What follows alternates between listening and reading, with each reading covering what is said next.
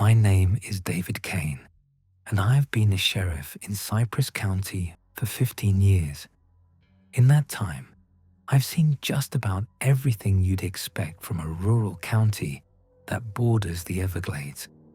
I've pulled bloated bodies out of swamp water, arrested meth cooks, dealt with tourists who thought feeding wild gators was a good idea. I thought I'd seen it all. I was wrong. What happened last August changed everything. It changed how I see the world, how I sleep at night, and whether I can even trust my own eyes anymore. It started on a Tuesday afternoon when dispatch radioed about a disturbance at the old fishing camp of Highway 41. Some local teenagers had found something out there, and according to the dispatcher, they were real shook up about it. I grabbed Deputy Tom Wilson, and we headed out. The fishing camp had been abandoned for at least a decade. Spanish moss hung from the cypress trees like grey curtains, and the wooden structures had that particular look of decay that comes from years of Florida's humidity. We found 4 teenagers clustered near their pickup truck. One of the girls was crying, mascara running down her cheeks in black streaks. "What's going on?" I asked. The older boy pointed toward the main structure. "In there, Sheriff." We opened the cellar door. "You need to see it."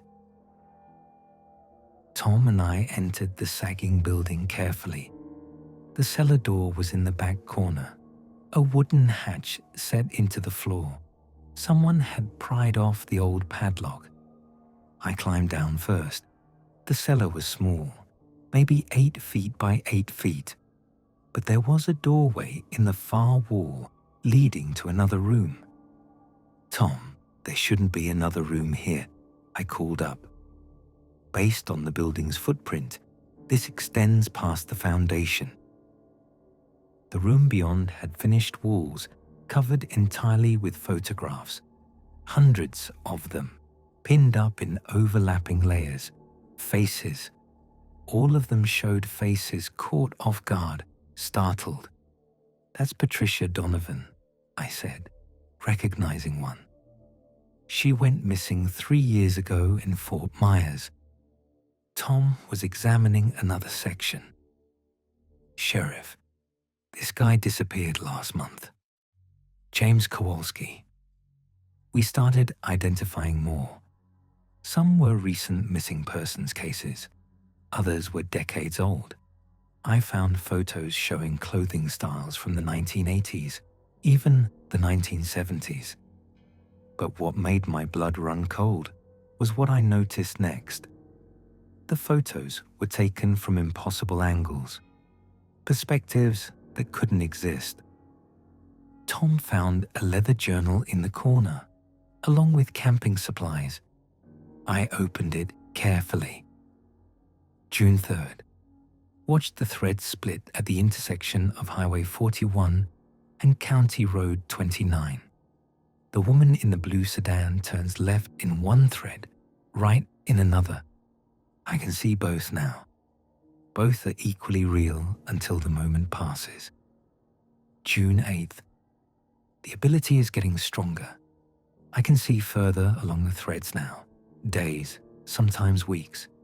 The difficulty is keeping track of which thread is the solid one. I flip through more pages, my hands shaking. July 22nd. I understand now why I see them at the moment of disappearance. It's the moment the thread breaks, the moment they slip from the solid reality into the spaces between. The final entry was dated 3 days ago, August 12th. The sheriff will understand soon. I can see his thread approaching mine. He's already chosen, though he doesn't know it yet. I'm sorry. The witness. I moved back to the wall, searching for something I'd glimpsed earlier. And then I found it. The photo showed a little girl on a playground, caught mid-laugh on a swing set. She wore a purple t-shirt with a unicorn on it. It was my daughter, Emma. The photo had been taken yesterday. I knew because I'd taken her to the park. But this picture was taken from an angle that would have required someone standing directly behind the swing set. I would have seen them. Tom, go up and call this in. Get everyone out here. After Tom climbed up, I stood alone in that underground room, holding a photo of my daughter that shouldn't exist. My phone buzzed. Unknown number. A text message with a photo attached. It showed me, standing exactly where I was right now, holding the picture of Emma. But it was taken from behind me. I spun around. The room was empty. Another text. You're seeing it now, aren't you? I don't remember much about the rest of that afternoon. By the time I got home after midnight, I checked every door and window twice, then poured myself bourbon and tried to think rationally. At 2:47 in the morning, my phone buzzed. Another photo.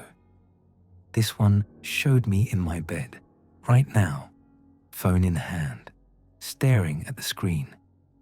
The photo was taken from the foot of the bed. I was alone in the house.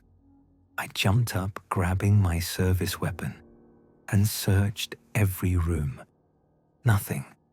All the doors and windows were still locked from the inside. My phone buzzed again. You're looking in the wrong places. I'm not in your house. I'm not anywhere you can find me, but I can always see you, just like I saw all the others. Who are you? Someone who tried to warn them. Someone who tried to save them. I failed. Now I'm trying to warn you. Warn me about what? You'll understand soon. Tomorrow, you'll get a call. You'll find something that will make you start to see. I'm sorry. I tried every version of this. This is the only way. I sat on the edge of my bed, gun in my lap, and watched the window until the sun came up. The call came at 9:23 the next morning. Sheriff, we've got a possible missing person. Elderly male, went fishing at dawn, hasn't returned. Wife is worried. Angela Carmichael was worried about her husband Frank. He'd left at dawn to fish at Miller's Creek and hadn't returned. His truck was at the boat launch. Tom met me there, and we borrowed a boat to search. We found Frank's boat 40 minutes later, drifting in a backwater. No sign of Frank. His tackle box was closed, his rod stowed neatly. Nothing suggested a struggle. Tom was examining the hull. Sheriff, you need to see this. Carved into the fiberglass were numbers 28.3456, negative 81.2341. Coordinates. They pointed to a location 3 miles northeast, deeper into the swamp. The coordinates led us to an old ranger station, barely visible behind Spanish moss. The structure was small, built on stilts, but when we stepped inside, there was a hallway extending back, well past where the building's exterior walls should have ended. The hallway ended in a room larger than the entire ranger station. The walls were covered with maps of Florida, of Cypress County, of the Everglades. Red strings connected various locations. Each location corresponded to a disappearance, and in the center of the largest map, circled in fresh red marker, was my home address. Tom was looking at a video camera in the corner, pointed at the doorway. The record light was on. I pressed playback. The screen showed Tom and me walking into this room, but the timestamp showed tomorrow's date. "That's impossible," Tom said. I scrolled through the other files, hundreds of them, all showing this room, different people entering. I recognized Frank Carmichael in one, looking confused. The timestamp showed this morning. All of them were people who had disappeared, and all of them were filmed after they were reported missing. My phone buzzed. Another photo of Tom and me, standing where we were now. The text, "Now you're starting to see." Check the evidence from yesterday. Look at the timestamps on those photographs. Really look at them. Back at the station, I examined the digital files of the photographs from the fishing camp. The photos weren't just pictures. They were digital files with metadata. And the creation dates were impossible.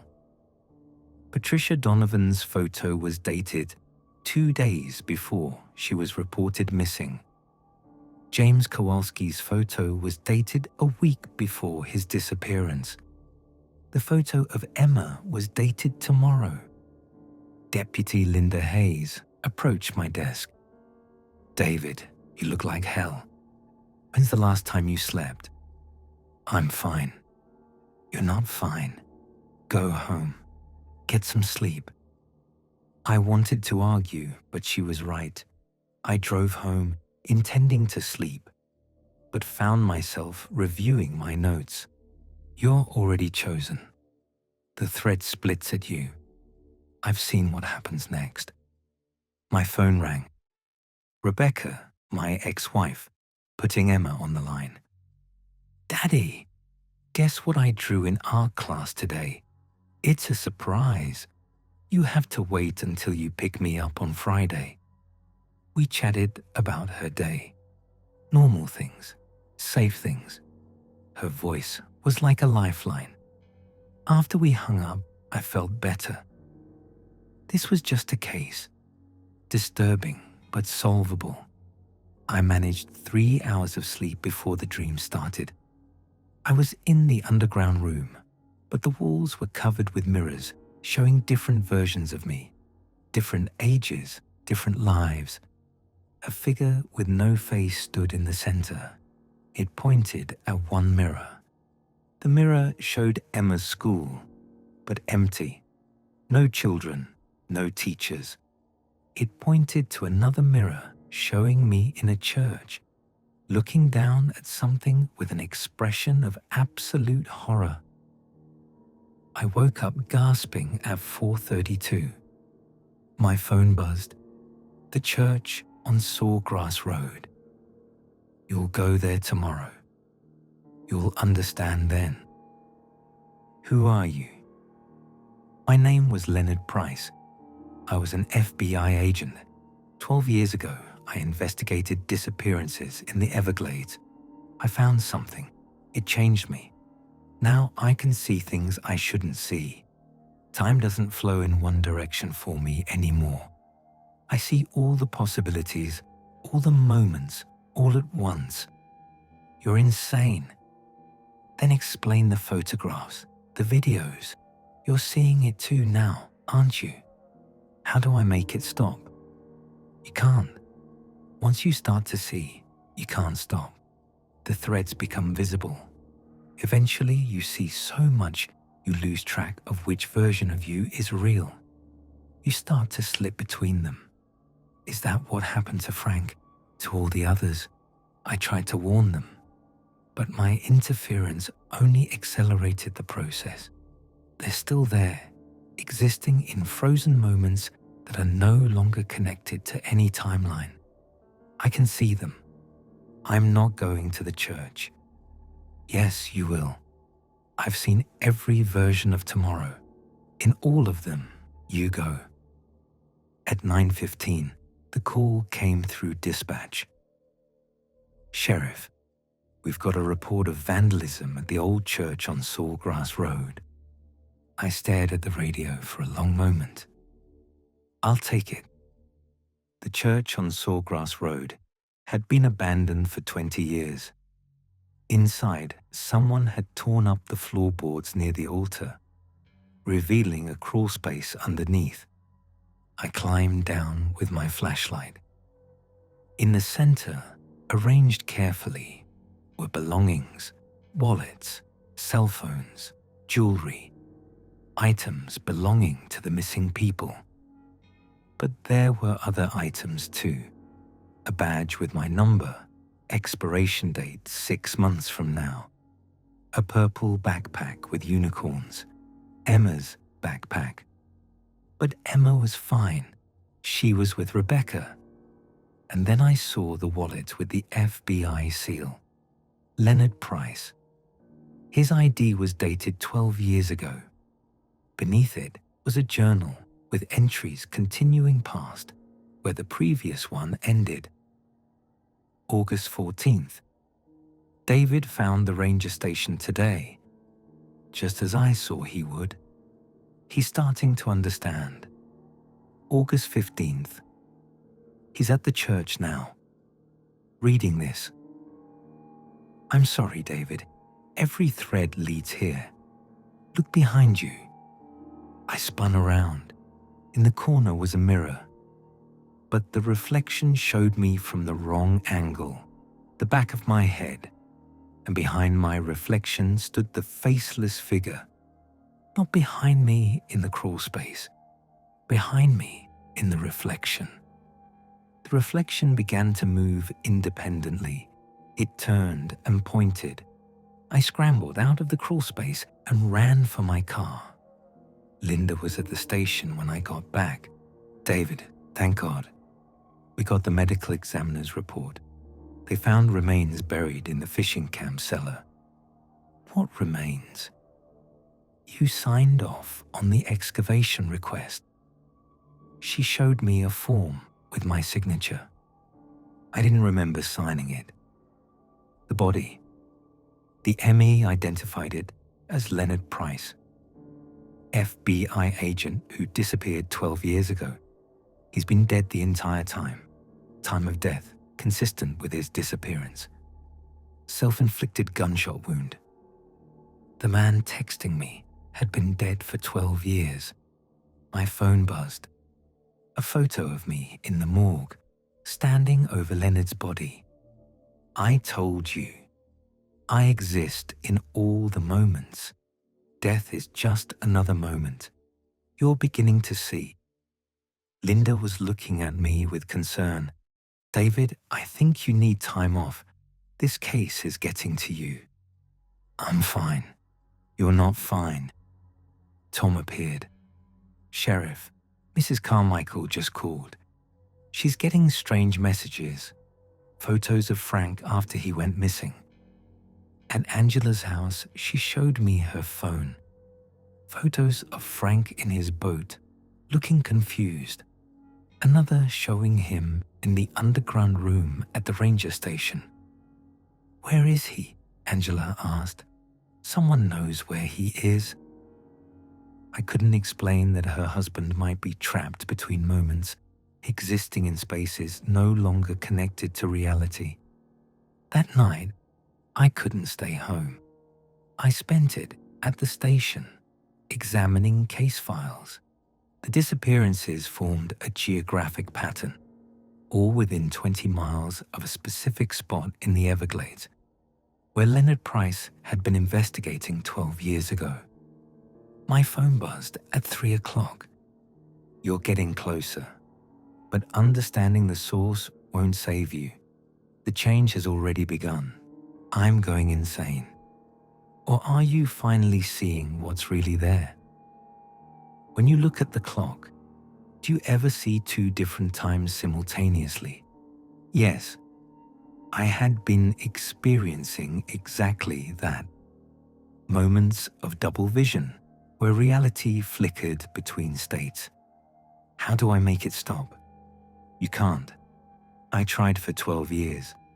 Eventually, you'll slip between them, or you'll do what I did. Suicide.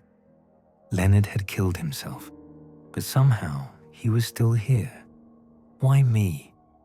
Because you were there when it needed someone to see. It spreads through observation. I became aware 12 years ago. I tried to warn others, and in doing so, I spread it to them. Now it's spreading to you. I set the phone down. 4.5 hours passed, in what felt like seconds.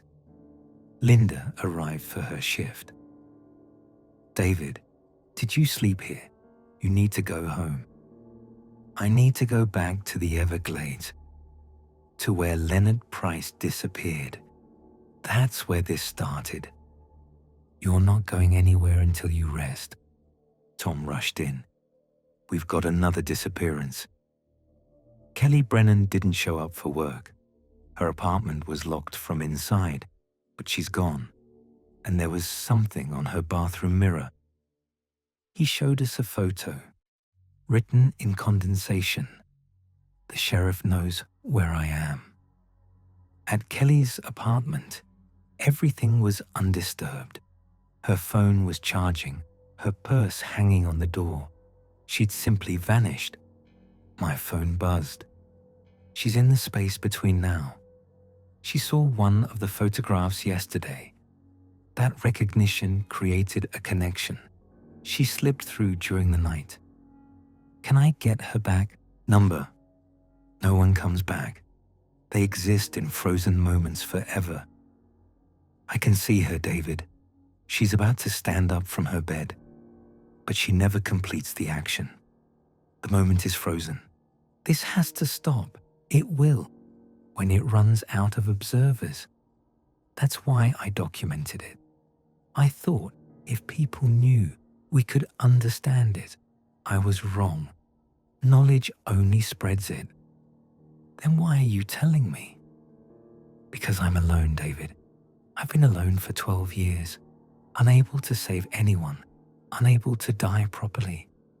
I need someone else to see. I'm sorry, but I couldn't be alone anymore. Linda pulled me aside hours later. David, there's been talk. Some deputies are concerned.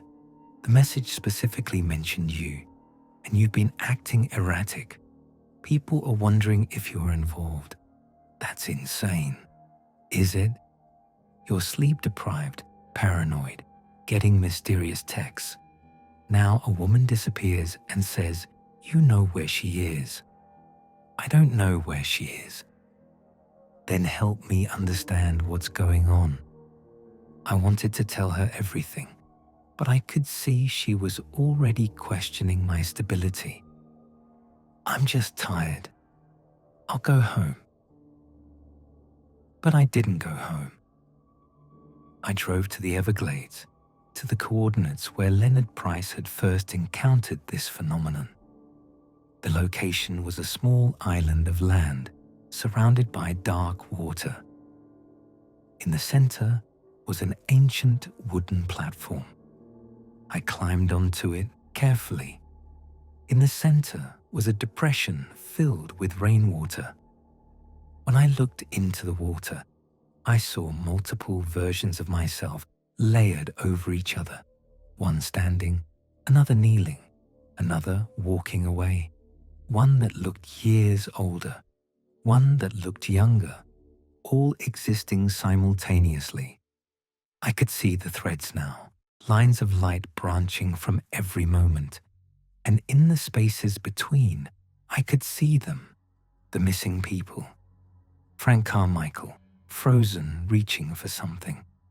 Patricia Donovan, stepping from her car eternally. Kelly Brennan, standing up forever. Dozens of them, hundreds, trapped in single moments. And watching them all was Leonard Price, stretched thin across time, flickering between ages. You see now, his voice came from everywhere. This is what I became. What you're becoming. How do I stop it? You can't. Soon you'll start to slip. First, just for moments, then longer. Eventually, you'll freeze like they did. There has to be a way. There's only one way to end it. What I did, but even that didn't work. Death doesn't end consciousness. It just removes the anchor. I looked at the water, at all my possible selves. One thread was solid, bright, currently real, but I could feel it flickering. I remembered things that hadn't happened yet, conversations with Emma where she was older, my own funeral, versions of myself that had made different choices. David, Leonard's voice was softer. Tell people what happened here, not to warn them. Warnings don't help. But because I can't bear for this to be forgotten, you want me to spread it? I don't know anymore. I exist in so many moments. I can see so many outcomes. In some, you refuse. In others, you agree. All of them are happening. I backed away.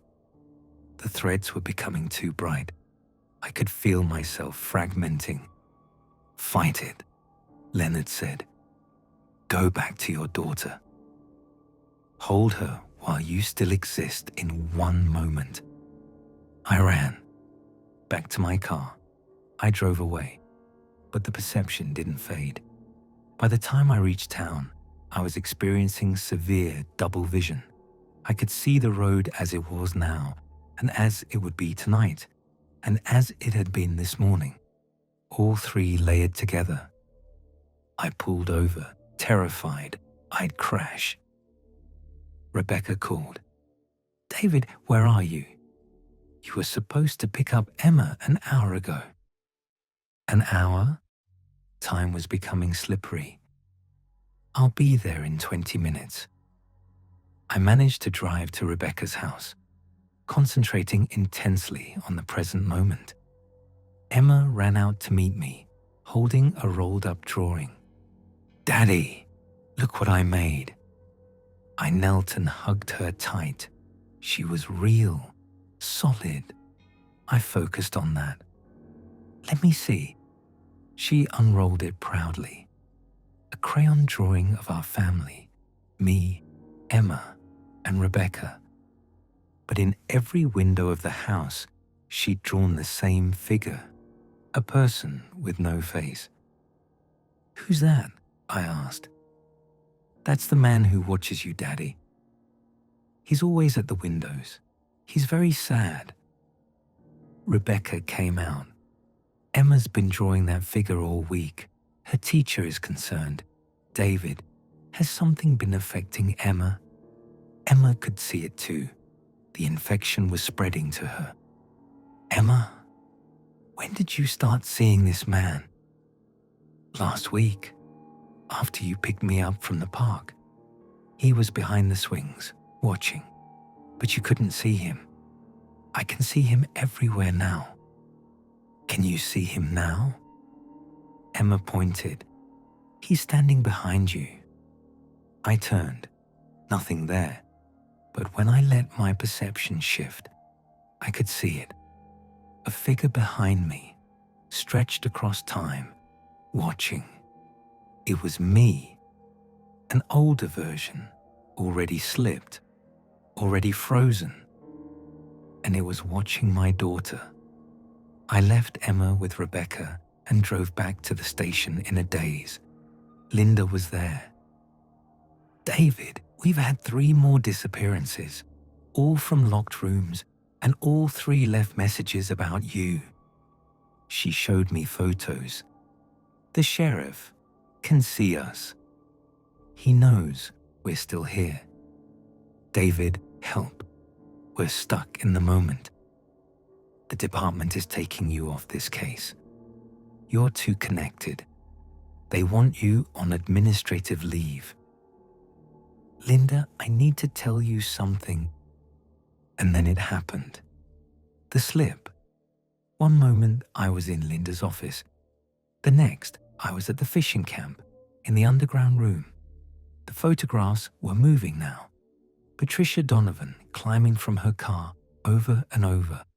Frank reaching for something endlessly. Leonard stood in the center. You're slipping. Faster than I did. My daughter can see it. I know I'm sorry. How do I protect her? You can't. She saw you seeing it.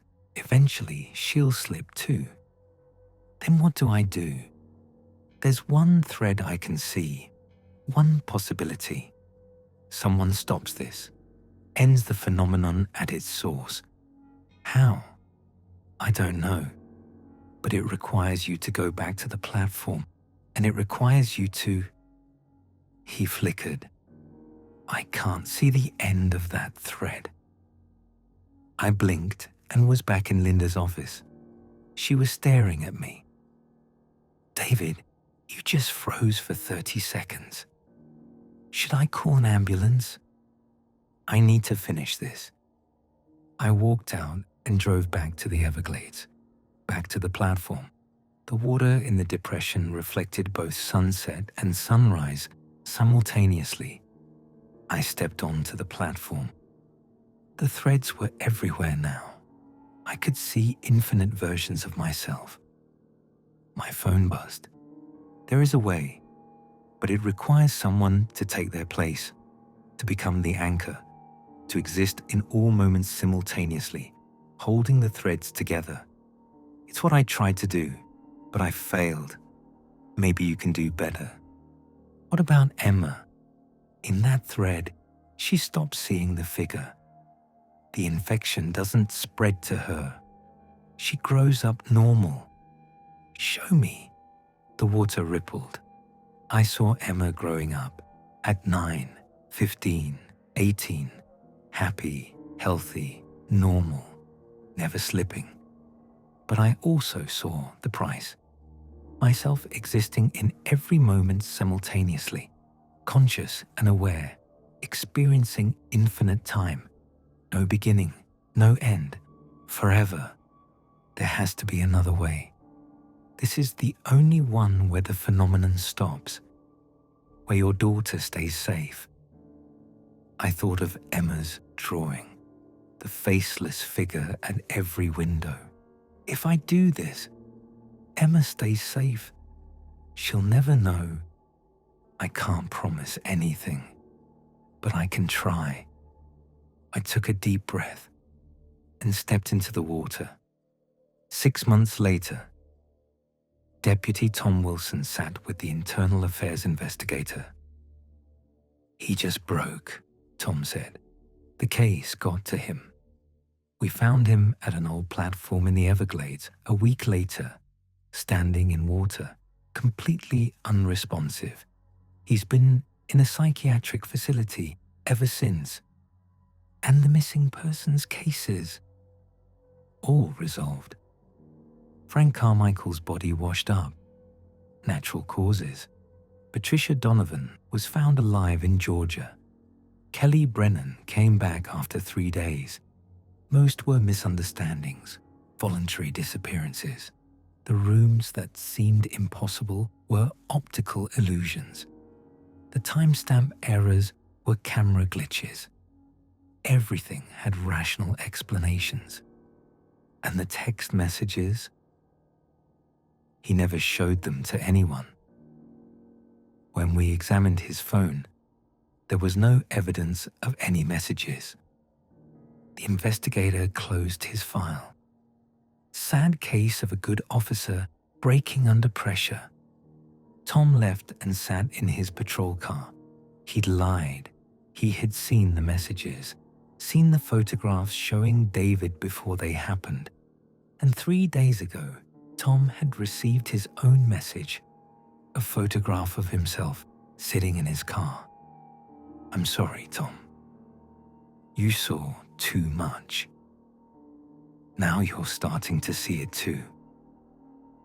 In his rearview mirror, barely visible, a figure stood on the sidewalk, watching, a figure with no face. Tom drove away without looking back. At the psychiatric facility, David Kane sat in his room, staring at nothing, responsive only to basic commands. His ex-wife visited weekly with Emma. The girl would sit beside him and draw, chattering about school. David never responded. "He's listening," Emma told her mother, "just from very far away." One afternoon, Emma showed him a drawing, a family portrait with a space where David used to be. "I don't draw the man at the windows anymore," she said. "No more scary stuff." If David could have responded, he would have felt relief. Emma was safe. But David couldn't respond. He existed in too many moments now. He could see Emma as she was today, as she'd been as a baby, as she'd be at graduation, her wedding, her old age. All at once, he could see Tom starting to slip. He could see Leonard Price fragmenting and fading, and he could see all the trapped people finally starting to move again. Slowly, but moving. The threads reconnecting. It would take decades, maybe centuries, but they would be freed, and David would remain. The anchor, the prisoner, experiencing every moment simultaneously, forever. The investigator sat alone, reviewing the case file before archiving it. He was about to close it when his phone buzzed. Unknown number. A photograph appeared. It showed him at his desk, looking at his phone, but taken from behind him. He was alone in his office. He spun around. Nobody there. Another message. "You're seeing it now, aren't you?" The investigator stared at his phone, his hands shaking. In the window reflection behind him, barely visible, a figure stood watching. A figure with no face. And somewhere, across infinite moments, David Kane was watching too, unable to stop it, unable to do anything but watch, forever.